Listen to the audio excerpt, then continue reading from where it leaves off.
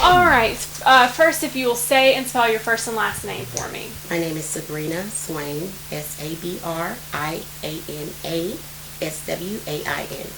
And what's a title we could give you? You can call me a community activist. Community activist. Yes. Okay. Ms. Swain, tell me why we're here tonight. Okay, we're here gathered tonight. I've invited the community to come out so that we can talk about the different issues that are here going on in Talladega. As you know, that we've had recently, we've had attack by dogs, a canine dog. We've had a lot of profiling in our black communities. We've had a lot of issues within our education. We have a lot going on here in Talladega, and we're here today to address those. So tell me what, this meeting, how it's going to be constructive. I mean, what's going to come out of this tonight? Well, what I'm hoping to come out tonight is I have invited the Chief of Police of Talladega. I've also invited the Mayor of Talladega to come out to sit with the people, the citizens of Talladega, and talk to the citizens so that they don't have a fear of the police department here in Talladega. A lot of people now have a fear. A lot of people are afraid to come outside. A lot of people have a lot of issues that they want to talk to our city council about, just things that are going on in their community that are affecting them. And this meeting is to do that tonight. It's like an open forum for them to express themselves, to give the input of the relationships that they may have with the council here in Talladega. So we're hoping that we can get some, if we don't get answers, we're hoping that people will be able to vent and at least relieve some attention that has been in our community. What do you think the number one issue is facing this community? I think the number one issue that is facing our community now is transparency within our council. We don't have any transparency. We don't have any voices within our community that can talk to the council and let them know, the police chief, the mayor, the educators, that we care about our community. We care what's going on, and we want answers. We want them to answer our questions, because those are things that every family cares about. They care about their family. They care about their children. They want to be able to go outside comfortably. There's several things that just the residents of Talladega want to know. And that's what we're here to do there today.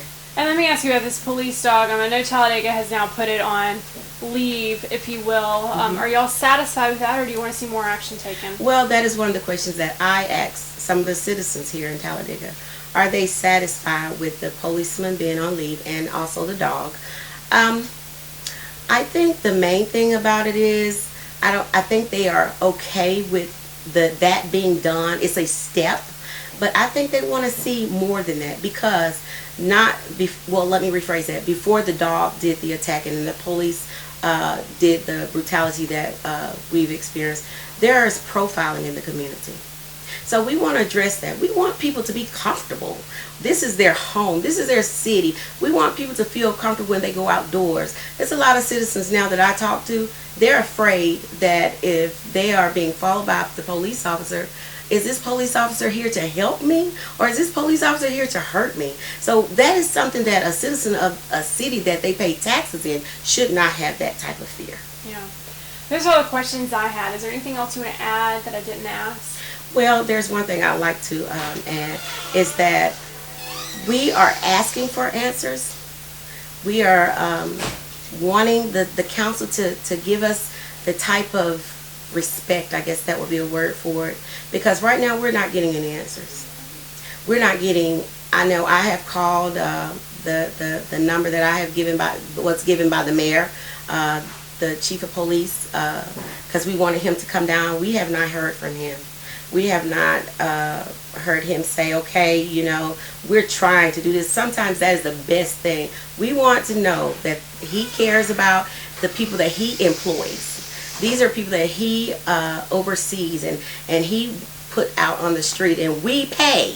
So we want to know that he cares. We want to hear what he has to say. We want to hear what our mayor has to say. So let's just sit down, let's talk, because we want answers, and I promise you we'll get them. It doesn't matter how you look. It has affected everybody. It has affected victims' families in this room. I cannot even imagine how they feel right now.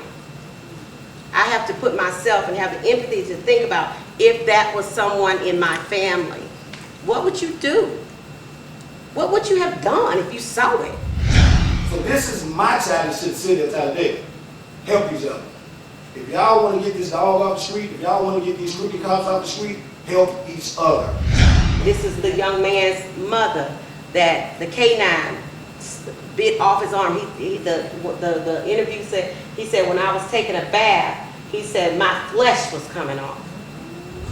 So we need like real support. Yes. Because if you think it's gonna stop here, it's not. What has to happen? 2 or 3 people have to be killed. You're the sister of, Christopher Twyman, and he was the last victim that was bitten by the police officer. How many victims have there been? Do you know? I've heard 5, and he was the 5th one. That Tell me what that's been like for your family. It's been nerve-wracking, disappointing. It's just been a lot of stress because, you know, he could eventually lose his arm if he don't get the right care that he needs for his arm. So how's he doing right now? How's day-to-day for him going? He's fine, but he's locked up right now because as soon as he got released from the hospital, the parole board came and got him. And so they're spreading it like, you know, he was a suspect. Yes, he was a suspect. Yes, he does have a record, but he's still a human. And it's a way to deal with things when you have a victim. So he's a victim also in this. He was attacked by a dog during his arrest? During an attempted arrest. During an attempted arrest. Yes, he was attacked by the dog and the officer. And tell me, you know, you said tell me what kind of injuries that dog He had. got 25 staples in his head from the injury of the police officer with his baton. And he got had tubes put in his arm because the dog pulled into his flesh all the way. The doctor said it was so far from his nerve that it could have, you know, damaged his nerve in his arm. But he still have to have another surgery done on his arm. So. He can't use that arm right now? Not right now. No, he got a big old bandage from here all the way down to his hand. It's like. So tell me what you would like to maybe see come out of tonight's meeting. I would love to see that the officer be fired, the dog be taken off the street, and stricter rules of how dogs are used to apprehend suspects. I mean, if the suspect don't have anything like a weapon to injure, why would the dog be released? Why should the dog be released? When do you decide to use a dog and not to use a dog in certain cases? If somebody just running away from you, if you don't think you can run, just let the dog, you'll catch him another time eventually, as long as he's not a murder suspect. I understand if he's a murderer or something like that, child molester or something. This was a probation violation attempt arrest. Do you want to tell me how your brother allegedly violated his parole or what they thought he did? Because he didn't pay his probation fees. He didn't pay his probation That's fees. it. And, When you don't pay fees, you violate. and then he had a dog. Over a violation, yes. Like I said, I understand if he had a weapon, but no weapon was found, you know. So. You know, talk to me about, you know, being a citizen here in this community. I mean, it sounds like there are a lot of issues y'all are kind of dealing with right now. Yes, a lot is, like I said, that's one issue. Excessive force is one. Black on black crime is one. But, you know, something needs to be done. Something. Start from the top to the bottom. If you have to start all over with new counsel, with new police officer, whatever, something needs to be done. Especially new training on dogs, how you handle your dogs or whatever. So, I don't know much about dogs, but I think once you eat blood, you want blood again. Every time you try to get a chance, you're going to go for blood. And then you don't want to call your dog off. That's excessive. So. Have you been satisfied with the police force's response so far, or the city's response? No, not at all. Because to me, you turn it over to the local. I'd rather have an outside force in the state investigate instead of right here at home.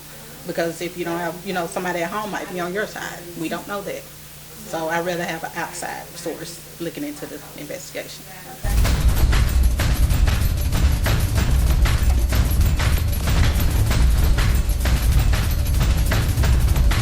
DM Production.